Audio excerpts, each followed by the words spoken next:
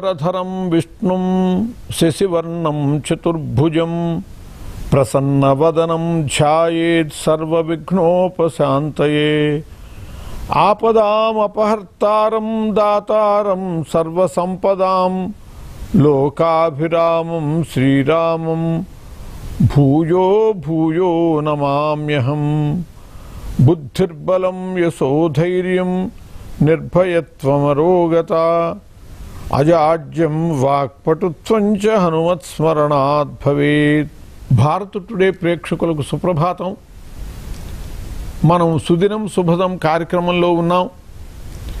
ఈరోజు శ్రావణ పౌర్ణమి గురువారం. శ్రావణ మాసంలో వచ్చేటటువంటి పౌర్ణమికి శ్రవణ నక్షత్రయుక్త పౌర్ణమి శ్రావణ పౌర్ణమి. ఈ శ్రావణ పౌర్ణమికి చాలా విశిష్టత ఉన్నది. ముఖ్యంగా ఈ రోజున రక్షాబంధన్ కార్యక్రమం నిర్వహించుకుంటారు. ఆడపడుచులు తమ సోదరులకు రక్ష కట్టటము, ఆ సోదరులు సోదరీమణులకు రక్షగా నిలబడటము, వాళ్ళకి కావలసినటువంటి చీర శార మొదలైనటువంటివి ఏర్పరిచి వాళ్ళని ఆదరించటము, అవి ఈ రోజులో ముఖ్యమైనటువంటి కార్యక్రమాలు. రక్షాబంధన్ కార్యక్రమం అని అంటారు. ఇది ఏదో ఈనాడు మొదలైనటువంటి కార్యక్రమం కాదు. కృతయుగము నుండి కూడా ఈ వ్యవస్థ ఉన్నది అని చెప్పి మనకు అర్థం అవుతుంది. ఒకప్పుడు బలిచక్రవర్తి, అతడు చాలా సమర్థుడు. ఆ బలిచక్రవర్తి అమరావతి మీద దండెత్తాడు. అమరావతి అంటే దేవేంద్రుని యొక్క నగరం. స్వర్గం మీదకి దండెత్తాడు. ఆయన యొక్క ధాటికి ఎవరూ నిలబడలేని పరిస్థితిగా ఉన్నది.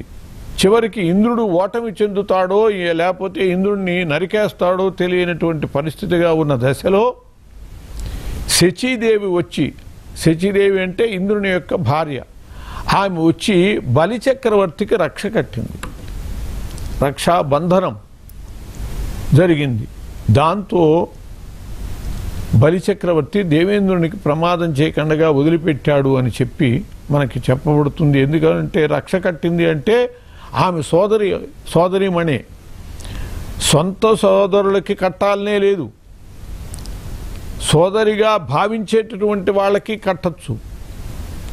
లేదు, ఈనాటి నుండి ఆమెను సోదరిగా భావిస్తాను అనేటటువంటి వాళ్ళు, ఆ సోదరిమణి కూడా నాకు సోదరునిగా ఈ రోజు నుంచి భావిస్తాను అనుకున్న వాళ్ళకు కూడా రక్ష కట్టచ్చు.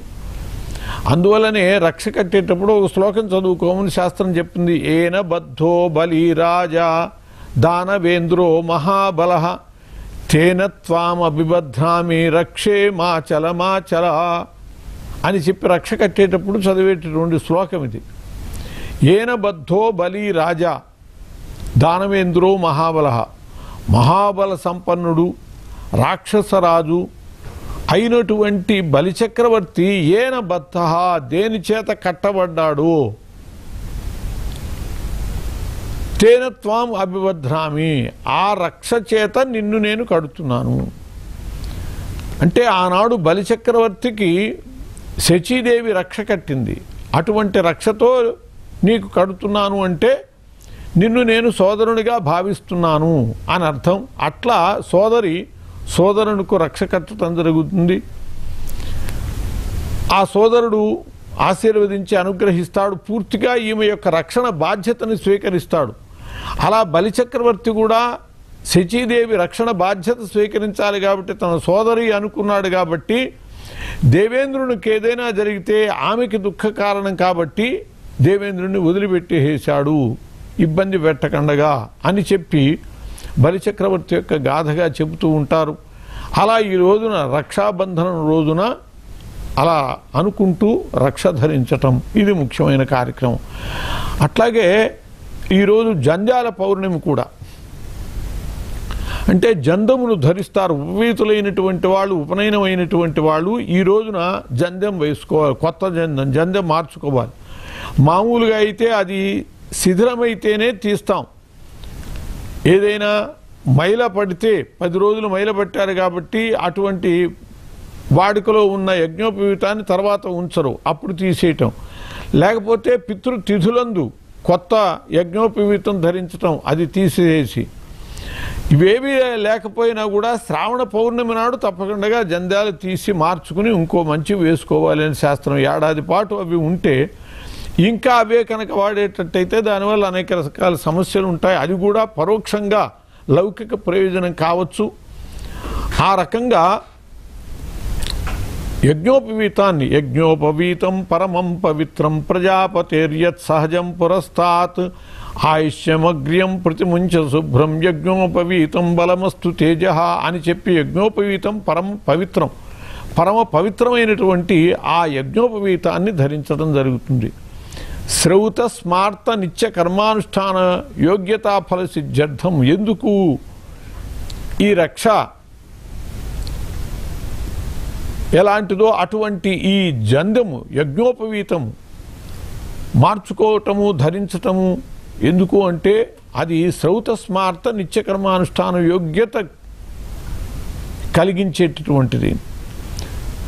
వేదవిహితమైన కర్మలు, స్మృతి అంటే ధర్మశాస్త్రము చెప్పినటువంటి కర్మలు ఇవన్నీ ఆచరించాలంటే ఆ యజ్ఞోపవీతం ఉండాలి. అటువంటి అర్హతనిచ్చేటటువంటి యజ్ఞోపవీతాన్ని నేను ధరిస్తున్నాను అని చెప్పి సంకల్పం చేసి చక్కగా ఆ యజ్ఞోపవీతాన్ని పూజించి దానిని ధరించాలి. శ్రౌత కర్మాచరణార్థం ప్రథమ యజ్ఞోపవీత ధారణం కలిసి అని ఒక ముడి వేసుకోవటం, స్మార్త కర్మానుష్ఠాన యోగ్యతా ఫలసిద్ధ్యర్థం ద్వితీయ యజ్ఞోపవీత ధారణం కలిసి అని చెప్పి రెండవది వేసుకోవటం, ఉత్తరీయార్థం తృతీయ యజ్ఞోపవీత ధారణం కలిసి అని చెప్పి ఉత్తరీయం కోసమని మూడవ యజ్ఞోపవీతం కూడా అట్లా 3 ముడులు వేసుకోవాలి గృహస్థులైనటువంటి వాళ్ళు. అటువంటి ఆ జంధ్యం మార్చటం అనేటటువంటిది ఈ రోజున తప్పక జరగాలి కాబట్టి దీన్ని జంధ్యాల పౌర్ణమి అని అన్నారు. అట్లా ఈరోజు జంధ్యాల పౌర్ణమి, రక్షాబంధన్, దాంతోపాటు ఉపాకర్మ ఆ సంవత్సరంలో ఉపనయనం అయినటువంటి వాళ్ళకి ముంజ విడుపు కార్యక్రమం కూడా ఈ రోజున నిర్వహిస్తారు. ఏదైనా ఒక దేవాలయం ప్రాంగణంలో కూర్చుని ఈ ఉపాకర్మ కార్యక్రమాన్ని నిర్వర్తించుకుంటారు. అలాగే ఈ రోజుకు సంబంధించినటువంటి మరో ముఖ్యమైనటువంటి విషయము సంస్కృత భాషా దినోత్సవం. ఈరోజు ఒక్కొక్క కారణాన్ని పురస్కరించుకుని ఆయా జన్మదినాలు ప్రకటిస్తూ ఉంటారు, దినోత్సవాలు ప్రకటిస్తూ ఉంటారు. సంస్కృత భాషా దినోత్సవము ఈ రోజున సంస్కృత భాషకి సంబంధించినటువంటి ప్రచారము చేయటము, దాని గురించి తెలుసుకోవటము, దాని విశిష్టతను అర్థం చేసుకోవటము అది కూడా ఈ రోజున చాలా ముఖ్యమైనటువంటిది. భారతస్య ప్రతిష్ఠే ద్వే సంస్కృతం సంస్కృతిస్తథా అని చెప్పబడ్డది. ఈ భారతదేశం యొక్క ప్రతిష్టకి కారణమైనటువంటివి రెండే రెండు ఉన్నాయి. ఏమిటంటే ఒకటి సంస్కృతము ఈ భారతదేశం యొక్క ప్రతిష్టకి కారణమైనటువంటిది. సంస్కృతిస్తథా భారతీయ సంస్కృతి కూడా అలాంటి విలక్షణమైనది, విశిష్టమైనటువంటిది. అందువల్లనే చాలా దేశాల వాళ్ళు ఈ సంస్కృతి నుంచి జ్ఞానోదయం పొందినటువంటి వాళ్ళు ఉన్నారు, ఈ సంస్కృతము నుండి జ్ఞానోదయం పొందినటువంటి వాళ్ళు ఉన్నారు. ప్రపంచవ్యాప్తంగా ఇతర ఏ భాషకి లేనన్ని యూనివర్సిటీల్లో స్థానము ఈ సంస్కృత భాషకు ఉన్నది. అసలు ఈ సంస్కృత భాషనే జాతీయ భాష చేయాలి అనేటటువంటిది కూడా స్వతంత్రం వచ్చినటువంటి రోజులలో దానికోసం కొంత ప్రయత్నం జరిగింది. దురదృష్టవశాత్తు కొందరు లౌకికవాదులైనటువంటి వాళ్ళు ఈ సంస్కృతాన్ని రాజభాషగా కనుక చేసేటట్లయితే మన భాషలకి తగ్గుదల అవుతుంది అని చెప్పి, లేకపోతే సంస్కృతం దానికి వచ్చినటువంటి వాళ్ళు గొప్పవాళ్ళు అయిపోతారని చెప్పి ఇలాంటి మొత్తానికి అభిప్రాయ భేదాలతో దాన్ని రాజభాషగా చేయలేదు. కానీ అన్ని తల్లి సమస్త భాషలకు దైవత భాషయా అన్నట్లుగా అన్ని భాషలకి తల్లి అయినటువంటి ఆ సంస్కృత భాషని ఈ రోజున గౌరవించుకోవాలి. ఆ సంస్కృత భాష ప్రచారం కోసం అనేక ప్రయత్నాలు జరుగుతున్నాయి. వాటిల్లో మనం కూడా భాగస్వాములం. ఈ 10 రోజులు ఆ సంస్కృత అధ్యయనం చేసేట్లయితే సంస్కృతంలో మాట్లాడచ్చు.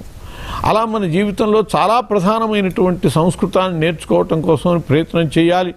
ఇలా ఈ రోజుకు సంబంధించినటువంటి జంధ్యాల పౌర్ణమి విశేషము, అలాగే రక్షాబంధన విశేషము, ఉపాకర్మ, సంస్కృత దినోత్సవం, ఈ విశేషాలను తెలుసుకుని ఆచరించి పరమ ప్రయోజనాలను సాధించుకోవాలి. స్వస్తి.